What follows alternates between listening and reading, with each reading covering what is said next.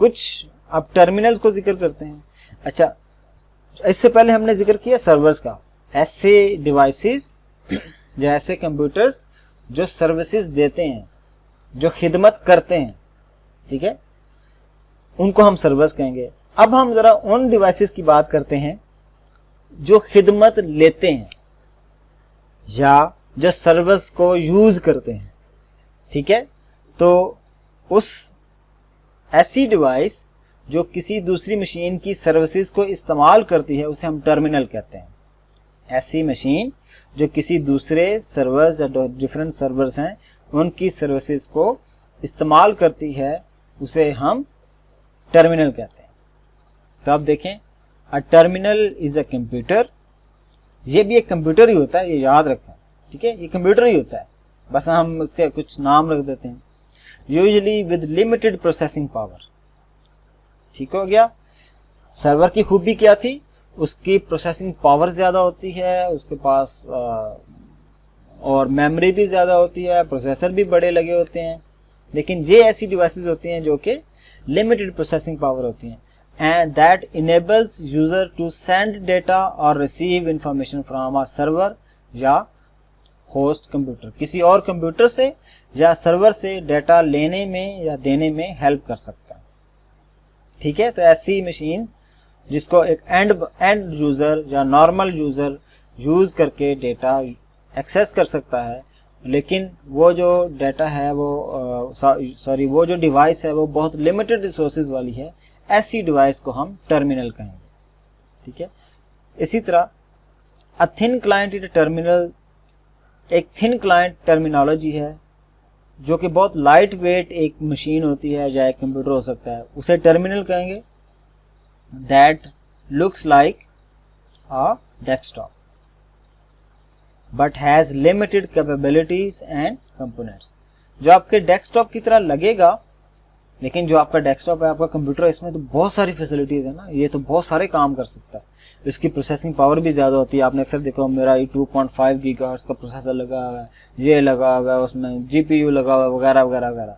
लेकिन जो thin client होता है ना, ये इसमें बहुत ज़्यादा प्रोसेसिंग पावर नहीं होती है, इसमें बहुत लिमिटेड कैपेबिलिटीज़ होती हैं, बहुत लिमिटेड छोटे छोटे काम होते हैं।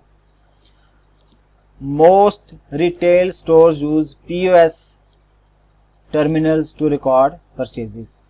आपने समटाइम देखा होगा कि पॉइंट ऑफ सेल होते हैं कुछ कंपनीज में जो अपने रिकॉर्ड मेंटेन करते हैं। फॉर एग्जांपल, आप पिज़्ज़ा हट जाते हैं तो आप वहाँ रिकॉर्ड प्लेस कर लेते हैं। वो पिज़्ज़ा हट वाले जो अपना रिकॉर्ड मेंटेन कर रहे होते हैं उसको हम POS बोलते हैं। तो वहाँ जो POS की रिक्वायरमेंट होती है या डेटा होता है, वो जो वो डिवाइस लगी होती है POS वाली, वो बहुत छोटी सी होती है, बहुत लिमिटेड होती है। इस तरह अगर आपने कभी देखा हो तो उनके पास एक और डिवाइस भी अटैच होती है जहाँ से आप क्रेडिट कार्ड की या डेबिट कार्ड से पेमेंट्स कर सकते हैं, तो वो भी POS होता है, ठीक है। तो वो जो डिवाइस होती है उसका काम सिर्फ उतना ही होता है कि डेबिट कार्ड से या क्रेडिट कार्ड से आपकी ट्रांजैक्शन कर लो, बस थोड़ी सी लिमिटेड सी उसकी कैपेसिटी है और इतना ही उसका काम है, इससे ज़्यादा वो काम नहीं कर सकती। ठीक हो गया। तो ऐसी डिवाइसेस जो कि बहुत थोड़ा काम कर सकें और उनमें कैपेबिलिटीज़ भी थोड़ी हैं और उनके कंपोनेंट्स भी कम हों, एंड ऐसी डिवाइसेस को हम थिन क्लाइंट्स कहते हैं। और उनको हम नॉर्मली, उनके लिए जो जेनेरिक टर्मिनोलॉजी यूज़ होती है दैट इज़ टर्मिनल। आपने ATM यूज़ किया होगा, तो ATM में भी लिमिटेड सी कुछ 10-15 फीचर्स होते हैं और एक छोटा सा कीपैड होता है और आपने कार्ड इन किया, उसके बाद अपना पासवर्ड वगैरह दिया और जो भी आपने ट्रांजैक्शन करनी है या बैंक स्टेटमेंट देखनी है या आपने कुछ और फंड ट्रांसफ़र करने हैं, इस तरह की छोटी मोटी फैसिलिटीज़ आप उनको यूज़ करते हैं और फिर आप एग्ज़िट कर जाते हैं, चले जाते हैं। तो जो आपका ATM मशीन है that is also a terminal, ठीक है। लेकिन ये ऐसा टर्मिनल है जो बैंकिंग के साथ आपका अटैच होता है और वो बैंकिंग की सर्विसेज आपको प्रोवाइड करता है। ATM नॉर्मली स्टैंड्स फॉर, बल्कि actually stands for automated teller machine, ठीक है जी। तो ये आपको पता होगा कि ये जो ATM मशीन है, तो एक एग्जांपल हमने डिस्कस की टर्मिनल की, जो POS होता है, पॉइंट ऑफ सेल, जो कि पिज़्ज़ा हट में आप कभी जाएं तो आप उनको कहें कि हम अपना POS दिखाएं तो वो आपको दिखा देंगे। तो जो इनकी मशीन पड़ी होती है वो है, और दूसरी जो एग्जांपल है वो ATM की है। तो दीज आर डिफरेंट आपके टर्मिनल मशीन्स। अच्छा, ये हमें डिस्कस करने की ज़रूरत नहीं है, ये इतना इम्पोर्टेंट नहीं है। और ये सुपर कंप्यूटर्स को ब्रीफली हम डिस्कस करते हैं कि सुपर कंप्यूटर जो है ये सबसे फास्टेस्ट कंप्यूटर होता है, और ये मोस्ट पावरफुल कंप्यूटर होता है, और सबसे ज़्यादा एक्सपेंसिव भी होता है। जो मेन फ्रेम हमने इससे पहले डिस्कस किया है ये उनसे भी बहुत ज़्यादा तेज़ होता है, और इसकी जो प्रोसेसिंग पावर है वो ट्रिलियंस में, ये एट ए टाइम इंस्ट्रक्शंस को एक सेकंड के अंदर ये ट्रिलियंस इंस्ट्रक्शंस को एग्जीक्यूट कर सकता है। आपका जो कंप्यूटर है, जब आप कहते हैं ना मेरा 2.5 गीगाहर्ट्ज़ है, तो एक सेकंड में वो 2.5 गीगा ट्रांजैक्शंस को एग्जीक्यूट कर सकता है। तो एक गीगा है और एक ट्रिलियन है, ठीक है। तो ये एक सेकंड में ट्रिलियन इंस्ट्रक्शंस को एक्सेस कर सकता है। ये इतना फास्ट कंप्यूटर होता है, और इसे हम नॉर्मली सुपर कंप्यूटर कहते हैं। ये बहुत एक्सपेंसिव होता है, और ये नॉर्मल इस्तेमाल के लिए होता भी नहीं है। ये ऐसे कामों के लिए इस्तेमाल किया जाता है जहां आपको प्रोसेसिंग बहुत ज़्यादा, जिस तरह होता है ना, प्रिसीजन बहुत ज़्यादा चाहिए, कि ऐसी कैलकुलेशंस जहां आपको पॉइंट के बाद 100,000 डिजिट्स की इंफॉर्मेशन भी आपके लिए इम्पोर्टेंट होती है। फॉर एग्जांपल, जब आप रॉकेट भेजते हैं स्पेस के अंदर, या इसी तरह जब आप रॉकेट लॉन्च कर रहे हैं, या आप मिसाइल फायर कर रहे हैं, तो ऐसी चीज़ों में हमें प्रिसीजन बहुत ज़्यादा एक्यूरेट चाहिए होती है, ताकि जो हम चीज़ें लॉन्च कर रहे हैं या तो वो अपने टारगेट पर इजीली या एक्यूरेटली पहुंच सके। तो फिर ऐसी सिचुएशन में आपको सुपर कंप्यूटर की ज़रूरत पड़ेगी। अच्छा, फिर इसी तरह एक टर्मिनोलॉजी आ जाती है क्लाउड कंप्यूटिंग। क्लाउड कंप्यूटिंग क्या होता है जी, ये थोड़ा सा हमें पता होना चाहिए। क्लाउड कंप्यूटिंग असल में क्या होती है? इट इज़ एन एनवायरनमेंट, एक पूरा माहौल है। उस माहौल में क्या होता है, जिसमें रिसोर्सेज भी प्रोवाइड किए जाते हैं और सर्विसेज प्रोवाइड की जाती हैं। और ये सारी की सारी कैसे, किस चीज़ के थ्रू प्रोवाइड किए जाते हैं? Through internet. आपको रिसोर्सेज और सर्विसेज याद रखें, दो चीज़ें हैं। रिसोर्सेज कौन से होते हैं? डेटा का स्टोर होना रिसोर्स हो सकता है, डेटा का प्रोसेस होना रिसोर्स हो सकता है, ठीक है। इसी तरह डिफरेंट सर्विसेज हैं। ईमेल वाली सर्विसेज हमने इससे पहले डिस्कस की हैं, वेब सर्विसेज हो जाएंगी, फाइल सर्विसेज हो जाएंगी, FTP सर्विसेज हो जाएंगी। ये सारी सर्विसेज और रिसोर्सेज, ये दो चीज़ें, रिसोर्सेज एंड सर्विसेज, अगर आप इन्हें इंटरनेट के थ्रू एक्सेस कर रहे हैं तो इस पूरे इन्वायरमेंट को हम क्या बोलेंगे? This is a cloud computing, ठीक है जी। तो क्लियर होगी। फॉर एग्जांपल, किसी सर्वर पर आपकी वीडियोस पड़ी हैं, फॉर एग्जांपल यूट्यूब की तरह, आप वहां से उन वीडियोस को एक्सेस कर सकते हैं। अब वो वीडियोस जो हैं वो रिसोर्सेज हैं। इसी तरह किसी जगह आपकी PDF फाइल्स पड़ी हैं, वो रिसोर्सेज हैं। किसी जगह आपकी पिक्चर्स पड़ी हैं, वो रिसोर्सेज हैं। उन वीडियोस को एक्सेस करना, उन पिक्चर्स को एक्सेस करना, फिर उन्हें डाउनलोड करना या बाद में कभी अपलोड करना, ये सर्विसेज हैं। तो ये सारा कुछ आपको इंटरनेट के थ्रू प्रोवाइड किया जा रहा है। तो ये जो पूरा माहौल बना हुआ है, दिस पूरा माहौल is known as cloud computing, ठीक है जी। ये बात आपको क्लियर हो गई है। अच्छा, फिर हम डिस्कस करते हैं मोबाइल डिवाइसेस हैं कुछ। तो मोबाइल डिवाइसेस में कुछ हमारे पास स्मार्टफोन्स हैं। For example, a smartphone is an internet capable phone. Smartphone कहते किसको है? एक होता है फोन, एक होता है स्मार्टफोन। सबसे पहली चीज तो जहां उन्होंने बता दी कि स्मार्टफोन उस चीज को कहते हैं, ऐसे फोन को कहते हैं जिसके पास इंटरनेट को इस्तेमाल करने की फैसिलिटी होती है। वो वाला फोन जो इंटरनेट को इस्तेमाल कर सकता है या इंटरनेट से कनेक्ट हो सकता है, ऐसे फोन को हम स्मार्टफोन कहेंगे। और उसमें नॉर्मली क्या इंक्लूडेड होता है? उसके अंदर कैलेंडर होता है, उसके अंदर एड्रेस बुक होती है, उसके अंदर कैलकुलेटर होता है, उसके अंदर नोट पैड होता है, उसमें गेम्स हो सकते हैं, उसमें ब्राउज़र्स हो सकते हैं, और भी उसमें बेतहाशा एप्लीकेशंस हो सकती हैं। तो अल्लाह का शुक्र है आप सबके पास मोबाइल फ़ोन्स हैं, वो स्मार्टफोन्स हैं, उनके अंदर ये सारी जो मैंने आपके सामने ऐप्स या एप्लीकेशंस का जिक्र किया है, ये सारी की सारी उसके अंदर अवेलेबल है। और इसके अलावा भी और एप्लीकेशंस होंगी, आपने अपने मोबाइल फ़ोन में कुछ और एप्लीकेशन यूज़ की होंगी, ज़ैपिया आपने यूज़ किया होगा, कुछ और आप यूज़ कर रहे होंगे वगैरह वगैरह, जो आप डिफरेंट एप्लीकेशंस डाउनलोड कर लेते हैं। आपने मोबाइल बैंकिंग के लिए कुछ एप्लीकेशंस डाउनलोड की होंगी। ये सारी की सारी आप जिस फ़ोन पर इंस्टॉल कर रहे हैं वो फ़ोन क्या कहलाएगा? स्मार्टफोन। और many smartphone have touch screens, ये तो जाहिर है हमारे पास नॉर्मली जितने भी मोबाइल फ़ोन्स आजकल हम जो यूज़ कर रहे हैं, आज की जो जनरेशन यूज़ कर रही है, वो सारे के सारे टच मोबाइल हैं, टच स्क्रीन हैं। इंस्टेड ऑफ और in addition to an on screen keyboard, जो पहले होते थे लेकिन अब जो बहुत ज़्यादा कम हो गए हैं, अब तो ज़्यादातर टच स्क्रीन आ गए हैं। Some have built in mini keyboards on the front of phone or keyboards that slides in or out from behind the phone। ये अब बहुत पुरानी बात होगी, शायद आपको इसका ना पता हो। पहले मोबाइल ऐसे होते थे जिनके साथ छोटा सा नीचे पैड भी होता था, कीपैड होता था, या वो स्लाइड इन हो जाता था या आप उसे स्लाइड आउट कर लेते थे, तो ऐसे भी हुआ करते थे। लेकिन अब तो स्क्रीन का जो साइज़ है वो बड़ा हो गया और सारा कुछ उसके ऊपर ही, वो जो कीपैड है वो सारा स्क्रीन पर ही हमें नज़र आता है और सारी फैसिलिटी उधर ही आ गई। इसलिए अब हमारे जो स्मार्टफोन्स हैं वो काफ़ी स्मार्ट हो गए, स्मार्टफोन भी काफ़ी स्मार्ट हो गए। तो ये वो सारे आपने ये शायद देखे होंगे।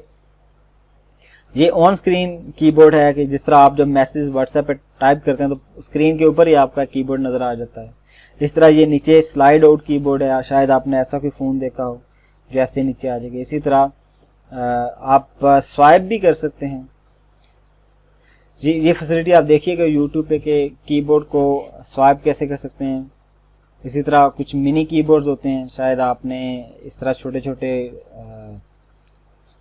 कीपैड वाले फ़ोन्स देखे हैं, इस तरह सिंपल कीपैड भी होते हैं। तो ये डिफरेंट टाइप।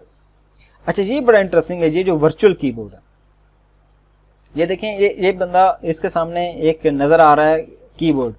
अच्छा, ये कीबोर्ड है नहीं, इंटरेस्टिंग चीज़ ये वर्चुअल है। ये काइंड ऑफ आपको जिस तरह लाइट पड़ रही है ना, लाइट पड़ रही है कि फॉर एग्जाम्पल आपके पास टेबल है और उस टेबल पे लाइट पड़ रही है और वो लाइट ऐसे एक्ट कर रही है कि जैसे ये कीबोर्ड है, और आप उस लाइट वाले या उस वर्चुअल कीबोर्ड को पे अपनी उंगलियों से टाइप कर रहे हैं और कंप्यूटर के अंदर सारा कुछ लिखा जा रहा है। ये बड़ी इंटरेस्टिंग एप्लीकेशन है जो कि नई जनरेशन ने इसको, जो नई जनरेशन है हमारी कंप्यूटर्स की या एडवांस कंप्यूटर्स की, वो इसे इस्तेमाल करती है। और ये बहुत ज़ाहिर है ये थोड़ी एक्सपेंसिव भी होती है।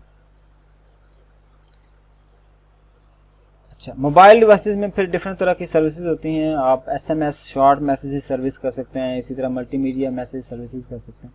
ये इतने ज़्यादा इंपॉर्टेंट नहीं है, ये आजकल के दौर में हम व्हाट्सएप का दौर है तो अब हम इनसे आगे गुजर चुके हैं। जिस तरह व्हाट्सएप पे आप इमेजेस भेज सकते हैं, वीडियोस शेयर कर सकते हैं, या आप नॉर्मल SMS सेंड कर सकते हैं, या आप मैसेजेस सेंड कर सकते हैं, ये सारा कुछ उसमें अवेलेबल है।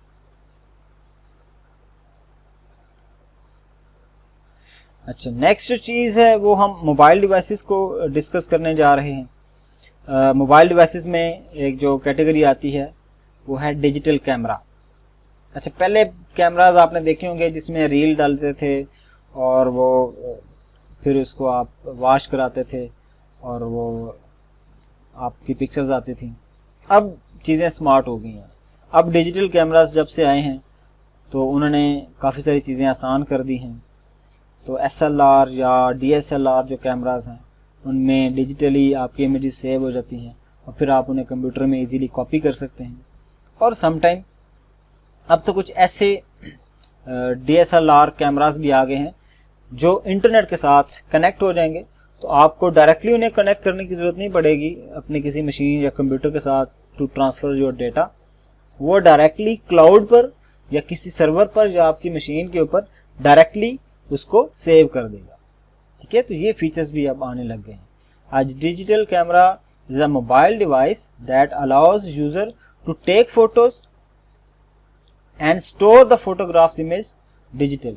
ये तो हमें पता है कि डिजिटल कैमरा वो है जो हमें तस्वीर लेने की इजाज़त दे रहा है या फैसिलिटी दे रहा है और उसे उस पिक्चर को इमेज डिजिटल फॉर्म में सेव कर रहा है।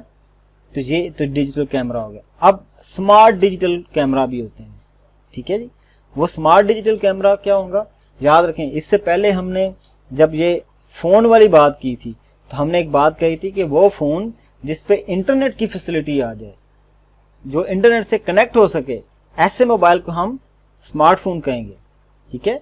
इसी तरह वो वाला कैमरा जिसके अंदर इंटरनेट से कनेक्ट होने की फैसिलिटी हो, ऐसे कैमरा को आप स्मार्ट डिजिटल कैमरा कहेंगे, ठीक है जी। ये बात क्लियर। आगे चलते हैं। तो ये डिफरेंट स्टेप्स हैं, ये आप ज़रा इसको पढ़िएगा। ये आपकी थोड़ी सी एक्सरसाइज है कि आपने ये पढ़ने हैं कि डिजिटल कैमरा कैसे काम करता है। ये स्टेप्स लाजमी आप देखें। अच्छा, उसके बाद जो कैमरा होता है उसमें आपने अक्सर एक वर्ड, कैमरा से रिलेटेड एक वर्ड यूज़ किया होगा कि या फ़ोन से रिलेटेड भी होता है, ये रेजोल्यूशन। तो रेजोल्यूशन क्या होता है? तो रेजोल्यूशन असल में is a number of horizontal and vertical pixels in a display. जो हमारी स्क्रीन होती है या जो हमारी इमेज होती है उसके डिफरेंट पार्ट्स होते हैं। उस एक पार्ट को हम पिक्सल बोलते हैं। वो वर्टिकली और हॉरिजॉन्टली कितने पार्ट्स हैं? अगर वो पार्ट्स ज़्यादा होंगे तो हमारी रेजोल्यूशन ज़्यादा होगी, अगर वो पार्ट्स कम होंगे तो हमारी रेजोल्यूशन कम होगी। अच्छा, इस रेजोल्यूशन के इंक्रीज़ या डिक्रीज़ होने से क्या इफ़ेक्ट होता है? इससे फ़र्क ये पड़ता है कि अगर रेजोल्यूशन कम हो, इसका मतलब है पॉइंट्स कम हो, तो हमारी इमेज जो है वो हमें ब्लर फील होती है। तो अगर आपको याद हो, जो पुराने कैमरास थे, मोबाइल के कैमरास थे, जिनकी जो पिक्सल जो 1 पिक्सल 1 MP के थे, मेगा पिक्सल के थे, या उससे कम पिक्सल के जो आपके कैमरास थे, उनकी जो पिक्सल्स कम होती थी तो इसलिए वो ज़रा ब्लर फील होती थी। तो जैसे जैसे आपके नंबर ऑफ़ पिक्सल्स बढ़ते जाते हैं, number of pixels 1 MB 1 megapixel हो गया, 2 मेगापिक्सल हो गया, अब तो जो कैमराज आ रहे हैं वो 30 मेगापिक्सल का कोई आ रहा है, कोई 40 मेगापिक्सल का आ रहा है। लेटेस्ट आई थिंक 48 मेगापिक्सल्स का कैमरा भी एक आया हुआ है मोबाइल फ़ोन के अंदर। और इस तरह बहुत सारे और आपके डिजिटल कैमराज होते हैं जिसमें इससे भी ज़्यादा मेगापिक्सल्स की फैसिलिटी अवेलेबल होती है। याद रखें, ये जो मेगापिक्सल्स असल में क्या होती हैं, ये वो कंपोनेंट्स होते हैं, ये जो पीसीज होते हैं किसी भी पिक्चर के, ठीक है। पिक्चर के एक छोटे से पीस को पिक्सल कहते हैं।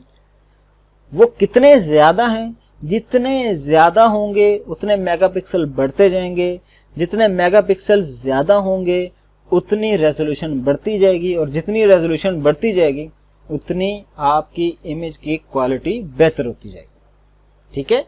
ये चीज़ याद रहे। अच्छा, इसी तरह कुछ पोर्टेबल मीडिया प्लेयर्स होते हैं। ये आपने शायद देखा हो कि आईपॉड जिस तरह होते हैं एप्पल के, और भी डिफरेंट कंपनीज के आईपॉड्स होते हैं।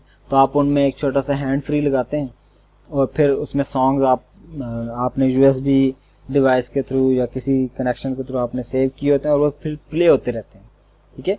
तो उनको हम पोर्टेबल मीडिया प्लेयर्स कहते हैं। और वो भी क्या होते हैं, वो भी मोबाइल डिवाइसेस होती हैं। मोबाइल का मतलब है मूवेबल डिवाइसेस होती हैं जिनमें हम डेटा को स्टोर कर सकते हैं, फिर हम उन्हें ऑर्गेनाइज कर सकते हैं और बाद में हम उन्हें प्ले कर सकते हैं, या अगर वो वीडियोस हैं तो हम उन्हें प्ले करके वो वीडियोस देख भी सकते हैं, ठीक है। तो ये भी एक टाइप है मोबाइल डिवाइसेस की। तो ये जिस तरह ये भी मोबाइल डिवाइस की एक टाइप है। इस तरह एक और टाइप है जिसे हम ई बुक रीडर कहते हैं। ये काइंड ऑफ टैबलेट होता है, लेकिन इसके अंदर ये इतना कंफर्टेबल बनाया गया है फॉर रीडिंग पर्पस। ये बनाया ही रीडिंग के लिए गया है ताकि बंदा थके ना। समटाइम आपने देखा होगा आपका हाथ थक जाता है, या क्योंकि वेट ज़्यादा होने की वजह से हाथ जो है वो थक जाएगा, या आपकी आँखों को अजीब सा फील होगा ड्यू टू लाइट, जो लाइट उससे निकल रही है आपकी स्क्रीन से। तो ये जो ई बुक रीडर्स होते हैं, जिनको हम शॉर्ट फॉर्म, जो कि शॉर्ट फॉर्म में ई बुक रीडर होते हैं, ये असल में इलेक्ट्रॉनिक बुक रीडर इसको बोलते हैं। तो ये बनाए ऐसे गए हैं ताकि इंसान इसको इजीली रीड कर सके। डिफरेंट बुक्स जो बंदे ऑनलाइन बुक्स पढ़ने के आदी हैं, या ये उनके लिए डेडिकेटेडली बनाया गया है। ये आप अगर आदी हैं कंप्यूटर से बुक्स पढ़ने के, तो आप इसको यूज़ कर सकते हैं। तो ई book reader is a mobile device that is used primarily, जो ये प्राइमरीली क्या कह रहा है, जो बनाई, जिसका मेन पर्पज़ ही है, जो प्राइमरी पर्पज़ है वो क्या है, बुक्स की रीडिंग करना, या डिजिटल पब्लिकेशंस जो हैं उनकी या रिसर्च पेपर्स को पढ़ना या बुक्स को पढ़ना। ये बनाए इसी पर्पज़ के लिए गया है, इसका प्योर पर्पज़ नहीं है। ठीक हो गया। और कुछ वेरिएबल डिवाइसेस की बात कर लेते हैं।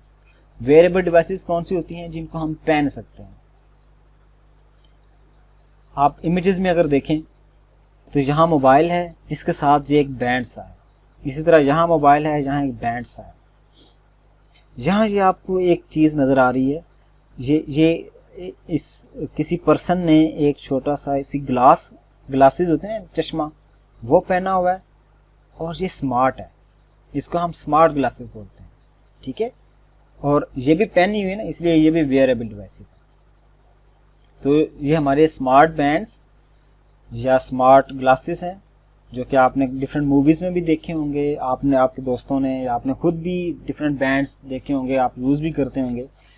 ये ख़ास पर्पज़ के, नॉर्मली ये जो बैंड्स होते हैं ये हेल्थ पर्पज़ के लिए लोग यूज़ करते हैं। आपकी हार्ट बीट को रीड करने के लिए, आपने कितनी कैलोरीज बर्न की हैं, आपने कितनी वॉकिंग की है, वगैरह वगैरह, इस तरह की चीज़ों को रिकॉर्ड करने के लिए ये यूज़ किए जाते हैं। ठीक है। तो वेयरेबल डिवाइस और a wearable is a small mobile computing device design to be worn by a customer. तो ये किसी भी कस्टमर के पहनने के लिए इस्तेमाल की गई, पहनना होगा। मोबाइल तो आप पॉकेट में रख लेते हैं, लेकिन वॉच आपको, स्मार्ट वॉच हो गई या स्मार्ट बैंड हो गया या ग्लासेस हो गई, जो आपको पहननी होंगी, तो ये आप पहनते हैं नॉर्मली, और फिर उनसे आप डिफरेंट तरह की फैसिलिटीज या एक्टिविटीज़ या डिफरेंट एक्शंस परफॉर्म करवाते हैं।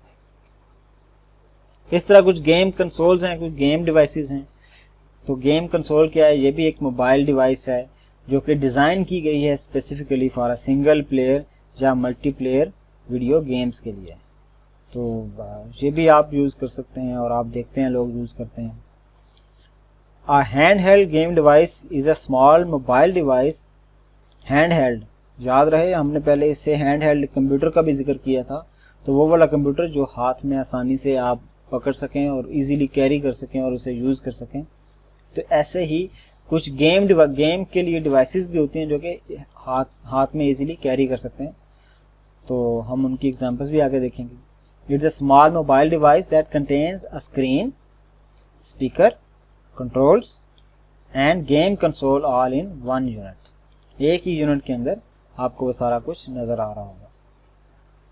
ठीक है। तो उसे हम हैंड हेल्ड गेम डिवाइस कहते हैं। उसके अलावा game controllers include game pads हैं, जॉयस्टिक है। ये जो आपको पिक्चर नज़र आ रही है, ये डिफरेंट गेम पैड है, जॉयस्टिक है, पैडल्स हैं एंड व्हील्स हैं। तो ये डिफरेंट डिवाइसेस हैं जो कि गेमिंग के लिए या स्मार्ट गेमिंग में लोग यूज़ करते हैं। जो आजकल की करंट गेम डेवलपमेंट हो रही है उसके अंदर इस तरह की डिवाइसेस को यूज़ किया जा रहा है। और ये भी चूँकि कंप्यूटर की ही एक टाइप है, तो इसलिए इसको भी ये मूव भी कर सकते हैं। तो इसलिए हम इन्हें कंप्यूटर या डिवाइसेस भी कह सकते हैं, और स्पेसिफिकली हम इन्हें गेम डिवाइसेस कहेंगे। ठीक हो गया। नेक्स्ट जो चीज़ हमने एक लास्ट चीज़ कैटेगरी देखी थी वो थी एम्बेडेड कंप्यूटर्स की।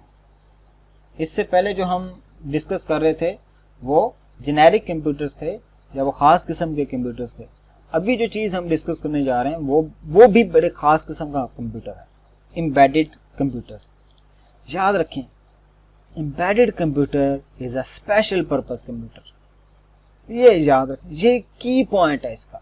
कोई आपसे कहे ना कि एम्बेडेड कंप्यूटर क्या होता है, याद रखें ऐसा कंप्यूटर जो किसी खास पर्पस के लिए बनाया गया है उसे एम्बेडेड कंप्यूटर कहेंगे। That's it. वो एक ही या दो काम करेगा बस, वो सारी ज़िंदगी वही काम करता रहेगा। इसके अलावा वो और कोई काम नहीं कर सकते। ठीक हो गया जी, ये याद रखें। तो ऐसा कंप्यूटर जो के स्पेशल काम करे उसे हम क्या कहेंगे, वो वाला कहलाएगा आपका एम्बेडेड कंप्यूटर। फॉर एग्जांपल आपने देखा होगा जो गाड़ियाँ होती हैं, कुछ कंप्यूटर बेस्ड गाड़ियाँ होती हैं, आपने अक्सर देखा, कुछ मैनुअल गाड़ियाँ होती हैं, कुछ कंप्यूटर वाली गाड़ियाँ होती हैं, जिनके इंजन्स या जिनके व्हील्स, जिनके स्टीयरिंग या जिनके और जो कंपोनेंट्स हैं वो सारे कंप्यूटर्स के थ्रू कंट्रोल किए जाते हैं। तो वो भी एक कंप्यूटर है, एक गाड़ी के अंदर, एक बस के अंदर ये हो सकता है, ये एक ट्रक के अंदर हो सकता है। आजकल तो हर तरह की डिवाइस, हर तरह के व्हीकल्स के अंदर इस तरह की चीज़ें आ रही हैं जिनको हम स्मार्ट व्हीकल्स कह रहे होते हैं। तो वो सारी की सारी किसी कंप्यूटर से कंट्रोल हो रही होती हैं। अब ये जो कंप्यूटर है ना, जो गाड़ी में या कार में लगा हुआ है, इसका काम सिर्फ कार के उन कंपोनेंट्स को कंट्रोल करना है, बस। ये कोई और काम नहीं कर सकता, इसके अलावा कोई और काम, ये नहीं कर सकता इंटरनेट प्ले कर दो और ये यूट्यूब खोलो और इस पे ये वीडियो लगा दो, ये नहीं कर सकता। इसका काम सिर्फ यही है कि गाड़ी की कंपोनेंट्स को आपस में कनेक्ट करना, उनका आपस में इंटरेक्शन करवाना और उसको कंट्रोल करना, बस ये इसका काम। ठीक है, तो ये एक एम्बेडेड डिवाइस की एग्जांपल है। इसके अलावा और भी डिफरेंट एग्जांपल्स हो सकती हैं। फॉर एग्जांपल आप घर में एसी यूज़ करते हैं, तो वो उस एसी का रिमोट होता है, तो वो जो रिमोट से कंट्रोल हो रहा है, तो अब वो क्या करते हैं, अब ऑटोमेटिक उस एसी के अंदर ये फीचर है, ये एक छोटा सा कंप्यूटर लगा हुआ है जो ये देख रहा है, अच्छा अब मुझे टेम्परेचर हाई करना है, अब मुझे टेम्परेचर लो करना है, क्योंकि बंदे ने रिमोट कंट्रोल के थ्रू टेम्परेचर अप किया है या डाउन किया है या फ़ैन ऑन किया है। तो इस तरह के जो डिफरेंट कंट्रोल्स हैं वो एसी के अंदर जो हो रहे हैं वो एम्बेडेड कंप्यूटर से हो रहे हैं, और उसका काम सिर्फ वही है, इसके अलावा वो और नहीं कर सकता। अच्छा, इस स्लाइड के अंदर जो अभी तक जो हमने चीज़ें सारी पढ़ी हैं, ये उसको समराइज़ कर रहा है कंप्यूटर्स की कौन कौन सी कैटेगरीज हैं। जहाँ उसने बताया हुआ है कि पर्सनल कंप्यूटर्स हैं, mobile computers and mobile devices हैं, गेम कंसोल्स हैं, सर्वर्स हैं, सुपर कंप्यूटर्स हैं, एम्बेडेड डिवाइसेस हैं। इनका फिर फिज़िकल साइज़ आपस में उसने कंपेयर किया हुआ है।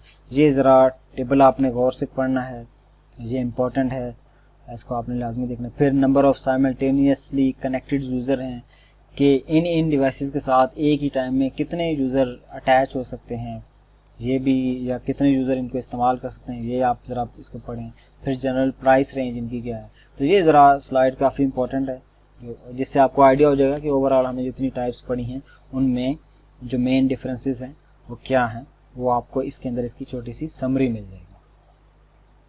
अच्छा, फिर हम बात करते हैं डिफरेंट पोर्ट्स की। तो हमारे पास जो कंप्यूटर्स हैं, जिस तरह का भी कंप्यूटर हो या जिस तरह की डिवाइस हो ना, उसके अंदर डिफरेंट पोर्ट्स अवेलेबल होती हैं, जिनके अंदर आप डिफरेंट वायर्स कनेक्ट कर सकते हैं। फॉर एग्जांपल आपने एक एक्सटर्नल माउस लिया है और उस माउस को आप अपने लैपटॉप के साथ अटैच करना चाहते हैं, तो आपने अक्सर देखा होगा आप USB पोर्ट के थ्रू उसको अटैच करते हैं, तो वो जो पोर्ट होती है वो USB वाली होती है। इसी तरह आपके लैपटॉप का या मोबाइल का चार्जर होता है, तो उसके लिए एक डेडिकेटेड पोर्ट होती है, तो आप वहाँ उसको प्लेस कर सकते हैं। इसी तरह आपने हैंड फ्री लगाना है, माइक लगाना है, तो उसके लिए एक डेडिकेटेड पोर्ट होती है। तो ये जो पोर्ट्स हैं ये बेसिकली इस पर्पस के लिए होती हैं कि कुछ एक्सटर्नल को नॉर्मली हम पेरिफेरल डिवाइसेस भी कहते हैं। ठीक है, इसके लिए जो टेक्निकल वर्ड यूज होता है दैट इज पेरिफेरल डिवाइसेस, और पेरिफेरल मीन्स एक्सटर्नल डिवाइसेस।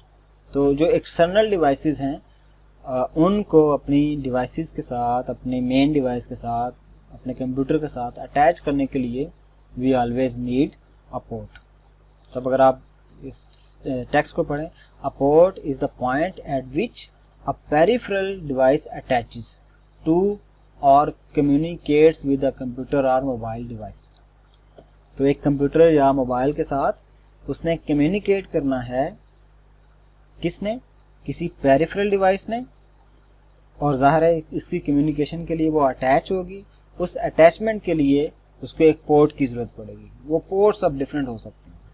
ठीक है, अब ये कनेक्ट क्यों होती है, so that the peripheral device can send data या रिसीव डेटा फ्रॉम कंप्यूटर या टू द मोबाइल डिवाइस।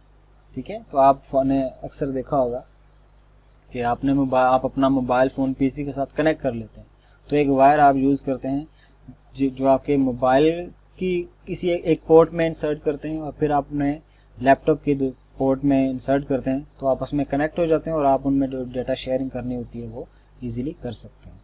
तो उसके लिए ज़ाहिर है हमारे पास डिफरेंट पोर्ट्स होते हैं। और फिर कनेक्टर्स होते हैं, to join a connector joins a cable to a port.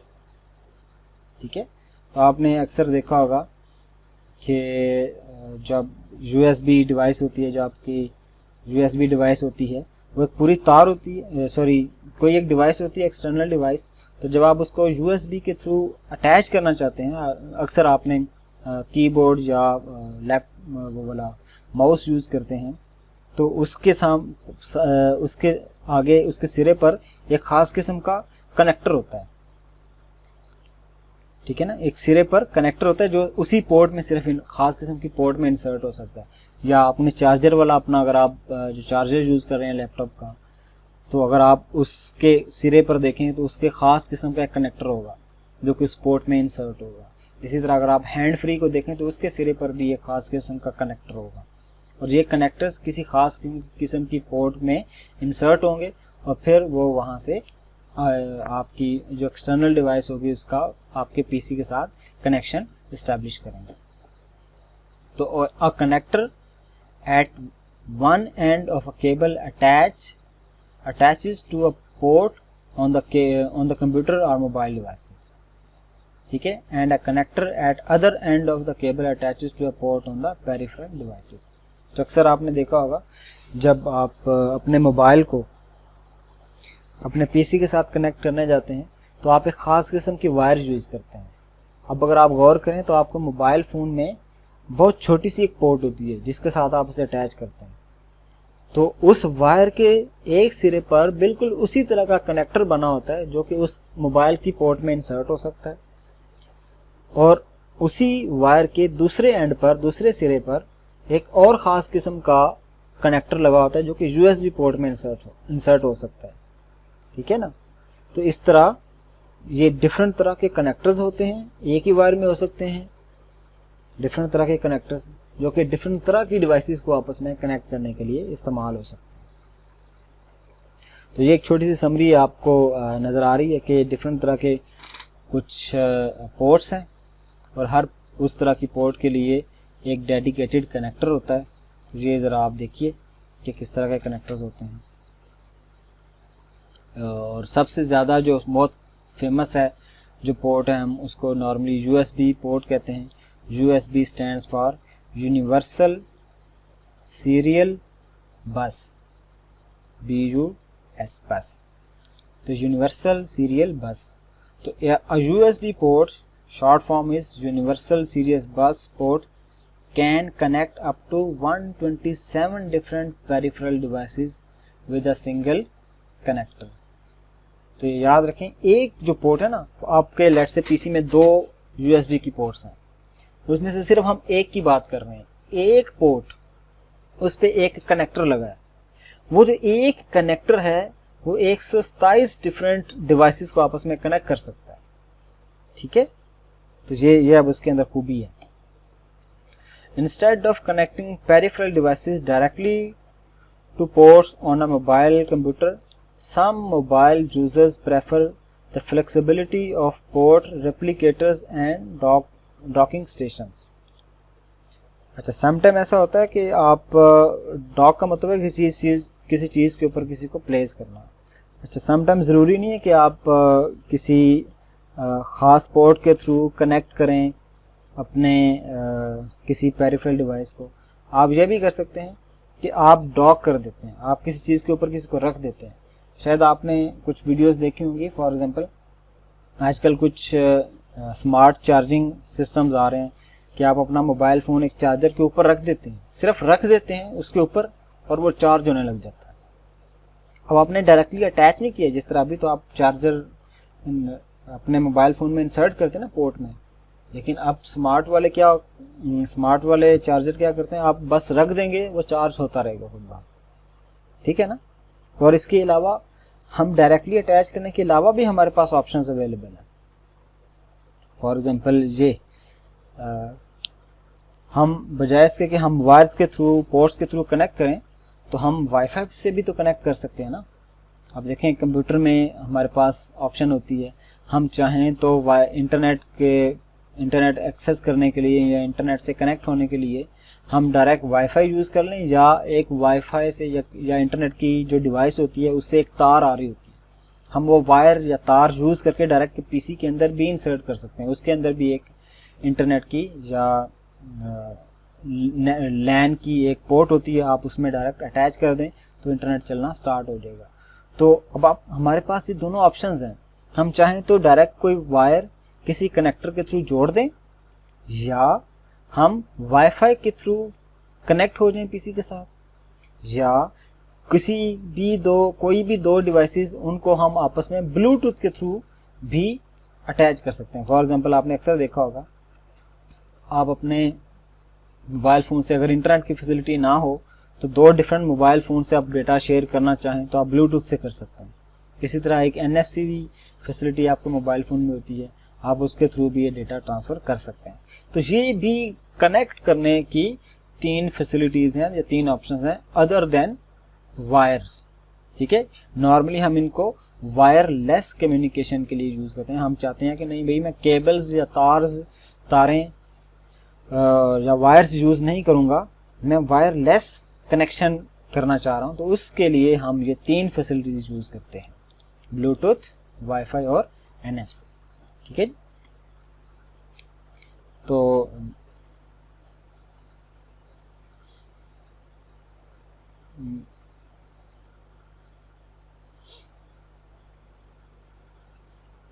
ये फिर डिफरेंट तरह की चीज़ें मेरे ख्याल में हम यहीं तक रखते हैं। इस लेक्चर को आपने इधर तक ही प्रिपेयर करना होगा for exams point of view. तो ये लेक्चर जो है, इसकी स्लाइड नंबर 40 जो है, यहाँ तक ही हम इसको कंसीडर करेंगे। इससे आगे इम्पोर्टेंट टॉपिक्स नहीं हैं।